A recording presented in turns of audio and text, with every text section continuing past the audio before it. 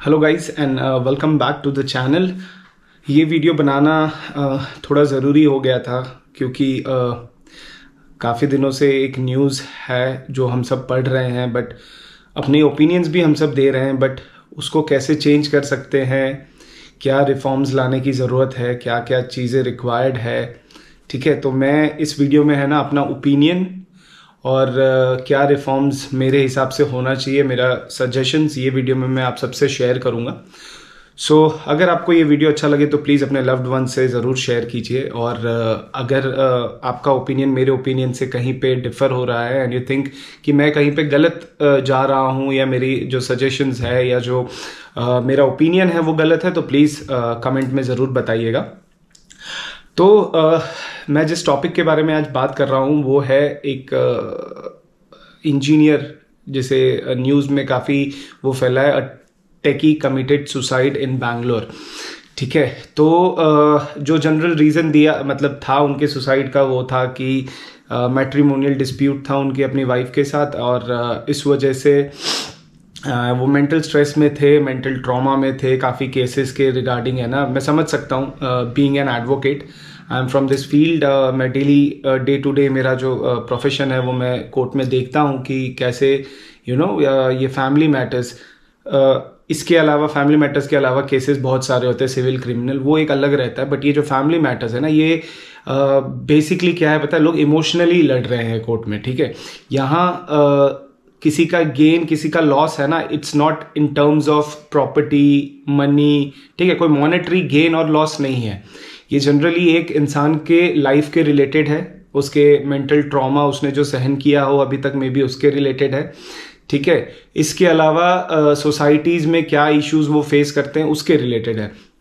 तो ये जो केस था जिसके बारे में हम बात कर रहे हैं अभी इस वीडियो में, उसमें ये था कि ये एक बंदा था, बैंगलोर में जॉब कर रहा था, अच्छा खासा वो था, आई गेस मुझे जहाँ से जितना बहुत डिटेल्स मिला है अच्छा खासा पैकेज था, और इसकी वाइफ भी अच्छे पोस्ट पे थी, वेल एजुकेटेड है, और उन्होंने इन दोनों के मैट्रिमोनियल डिस्प्यूट से वाइफ ने काफ़ी सारे केसेस फाइल किए थे उत्तर प्रदेश में। Excuse me.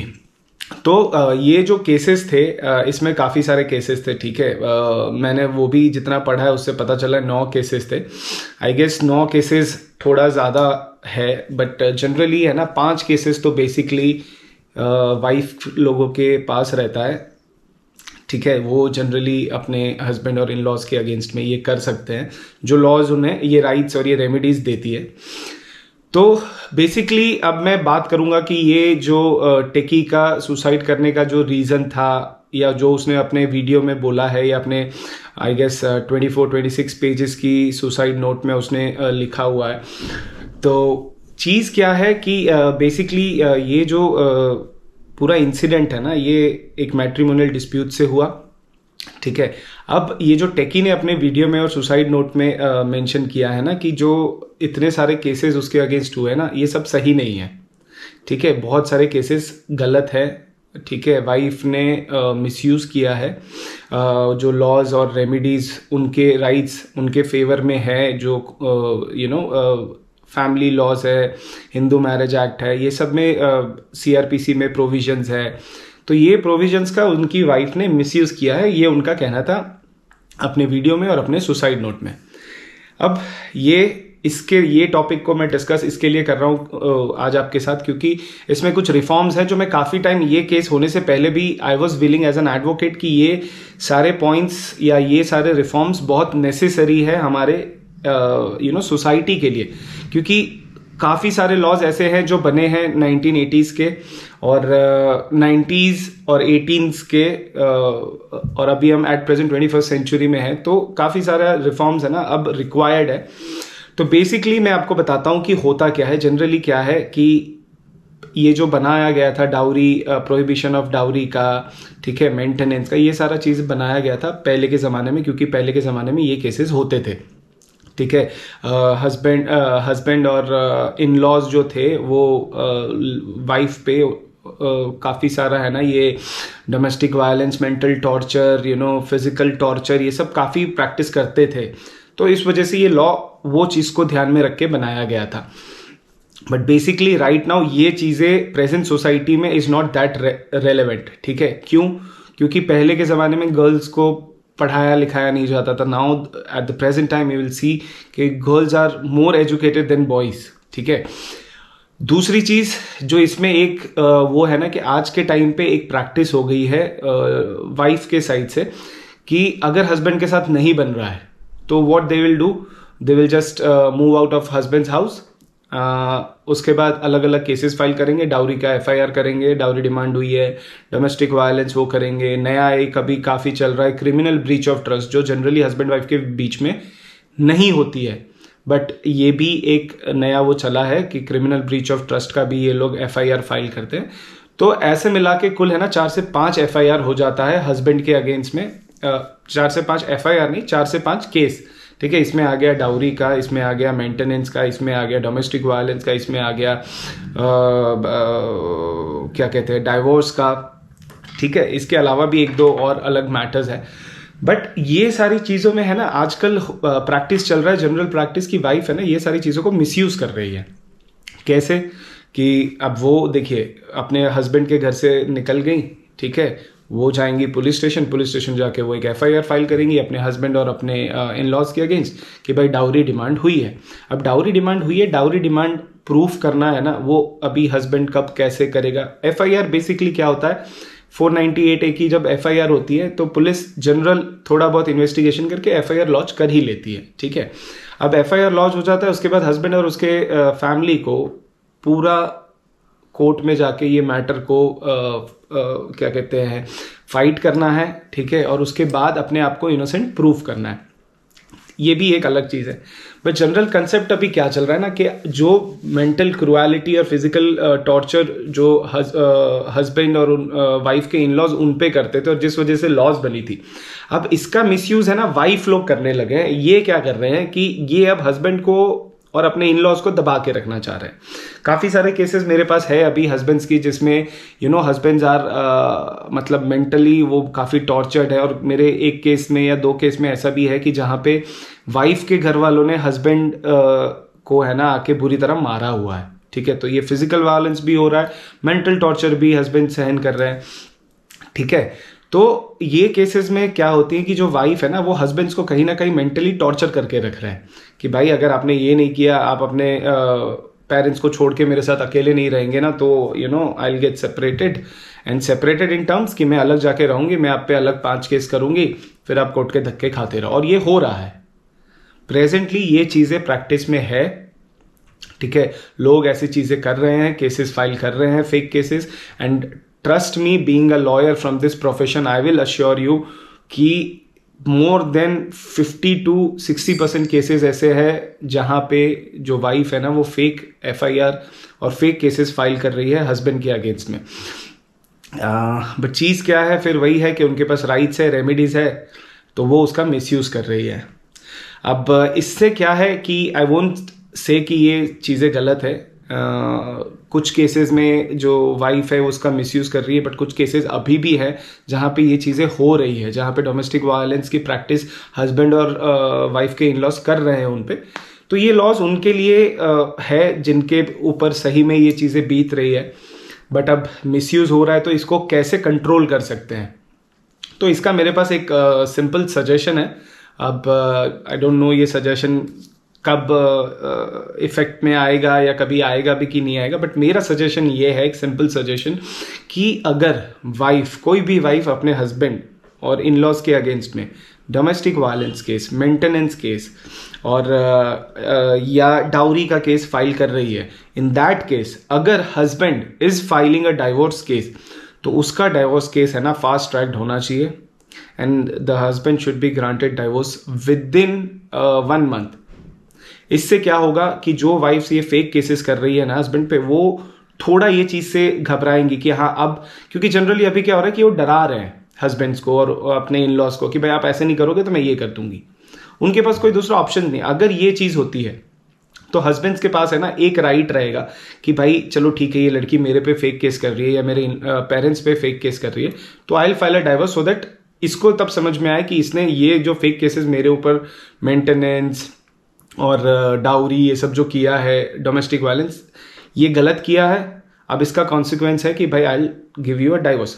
But in that case also जो डोमेस्टिक वायलेंस है, मेंटेनेंस है और डाउरी है, वो प्रॉपरली चलना चाहिए, उसमें इन्वेस्टिगेशन होना चाहिए, एविडेंसेस फाइल होनी चाहिए दोनों पार्टीज के थ्रू। मैं ये नहीं कह रहा हूं कि अगर हस्बैंड डाइवोर्स फाइल कर रहा है तो आगे चल के ऐसे अगर ये रिफॉर्म अप्लाई होती है तो आगे चल के इसमें कोई क्या कहते हैं, इसका कोई लूप होल नहीं निकलेगा। बट आप देखिए इन केस जो मैं सजेस्ट कर रहा हूं कि हस्बैंड को विद इन 1 मंथ डाइवोर्स मिल जाना चाहिए फाइल करने के, अगर उन पे मेंटेनेंस, डोमेस्टिक वायलेंस और डाउरी के केस है। तो इस केस में क्या होगा पता है कि ये चीज बैलेंस बना के रखेगी। अभी क्या है कि 70s में 80s में ये बैलेंस बनाने के लिए क्या था, लड़के यहाँ थे लड़की यहाँ थी, लॉज से हस्बैंड को दबाया गया और इनको राइट्स रेमिडीज दी गई कि ये ऊपर आए, लेवल पे रहे। अब क्या हो गया है कि ये राइट्स और ये इसका है ना, हस्बैंड इतने ज्यादा दब गए कि अब वाइफ है ना इसका मिसयूज करने लगी, हस्बैंड आज नीचे हो गया है। ये प्रैक्टिकल है, ये प्रैक्टिकली सब जानते हैं, ये ऐसा नहीं है कि मैं कुछ नया बोल रहा हूँ, ये प्रैक्टिकली आप किसी भी एडवोकेट से पूछिए, किसी भी जिसको नॉलेज है लॉ का या जो कोर्ट का नॉलेज रखते हैं, उनको पता है ये चीज़ हो रही है। तो मैं इसके रिगार्डिंग और कुछ नहीं कह रहा, मेरा सजेशन सिर्फ इतना है कि अगर कोई भी वाइफ अपने हस्बैंड या अपने इन लॉज के अगेंस्ट में डोमेस्टिक वायलेंस, मेंटेनेंस और डाउरी का केस कर रही है या क्रिमिनल ब्रीच ऑफ ट्रस्ट का कर रही है, in that case if husband files divorce, उन्हें डाइवोर्स सीधा 1 मंथ में ग्रांट होना चाहिए विदाउट इवन हियरिंग वाइफ। क्यों? क्योंकि जनरली अभी इंडिया में ये प्रैक्टिस चल रही है कि वाइफ मेंटेनेंस ले रही है, वाइफ डाउरी का केस कर रही है, wife criminal breach of trust का कर रही है, वाइफ डोमेस्टिक वायलेंस का कर रही है, वाइफ अपने बच्चे, अगर बच्चे हैं तो वो बच्चे को बाप से मिलने नहीं दे रही है। इसके बावजूद ये सब होने के बाद वो कभी भी आप देखिएगा 95% केसेस में वाइफ्स है ना डाइवोर्स फाइल नहीं करती है अगर उन्होंने ये डोमेस्टिक वायलेंस और डाउरी मेंटेनेंस का केस किया है हस्बैंड और इन लॉज पे। तो क्यों? क्योंकि आज है ना ये इंडियन वाइफ का कहीं ना कहीं ये मेंटेलिटी बन गया। I am not talking about everyone, I am just talking about the section who is doing this in the society at present. ये क्या करेंगे, ये सारे डोमेस्टिक वायलेंस, क्रुएल्टी, ये वो का केस करेंगे अपने हस्बैंड पे, इन लॉज पे, पर ये डाइवोर्स फाइल नहीं करते। क्यों? क्योंकि इनका मेंटेलिटी हो गया है कि हम अपने हस्बैंड को मेंटली स्ट्रेस देंगे, उनसे पैसा लेंगे, पैसा उनके पैसे से ही हम उनके अगेंस्ट में चीज़ें प्लान करेंगे, प्लॉट करेंगे, बट हम डाइवोर्स नहीं देंगे। ये सारे केसेस में क्या होता है कि अगर इनोसेंट हस्बैंड है, वो बेचारा केस लड़ रहा है, ठीक है, अब मानो कि एक एकदम सिंपल एग्जांपल देता हूँ, एक लड़का एक लड़की है, लड़की इज 27, लड़का इज 29, 30, शादी की दोनों ने। शादी करने के बाद मानिए 2 महीने 3 महीने में झगड़ा होता है दोनों के बीच में, वाइफ अलग चली गई रहने, हस्बैंड अलग अकेले रह रहा है। अब हस्बैंड पे है ना डोमेस्टिक वायलेंस हो गया, डाउरी हो गई, ठीक है, मेंटेनेंस आ गया, क्रिमिनल ब्रीच ऑफ ट्रस्ट आ गई, फलाना वलाना बहुत सारे केसेस आ गए। हस्बैंड अब क्या करेगा, मेंटेनेंस पे करेगा वाइफ को, क्योंकि इंटरिम मेंटेनेंस चालू हो जाएगी फाइल करते ही, वो वाइफ को पे करेगा, वाइफ के लीगल एक्सपेंसेस भी बहुत हद तक वो बेयर करेगा। अब ये सारे केसेस है ना 3-4 साल चल रहे हैं इनके कोर्ट में।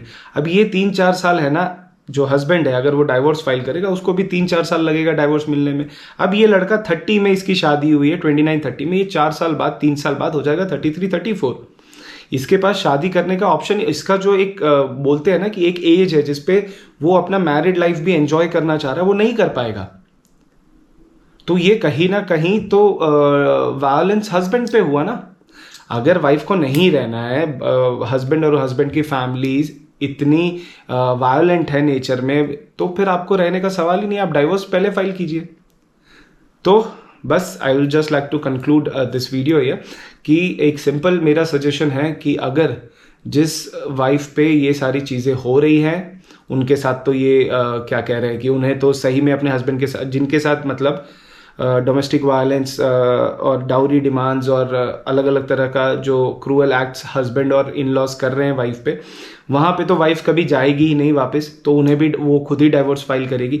बट अगर जिस केसेस में वाइफ डाइवोर्स देना नहीं चाह रही है और बाकी सारे केसेस फॉल्स केसेस कर रही है, उस केसेस में अगर हस्बैंड डाइवोर्स फाइल करता है तो ही should get divorce within 1 month, straight line, no questions asked, no evidences asked. अगर वाइफ को, अगर हस्बैंड खाली इतना प्रूव करता है कि उसके अगेंस्ट उसकी वाइफ ने ये सारे केसेस किए हैं, तो हस्बैंड को डाइवोर्स मिलना चाहिए।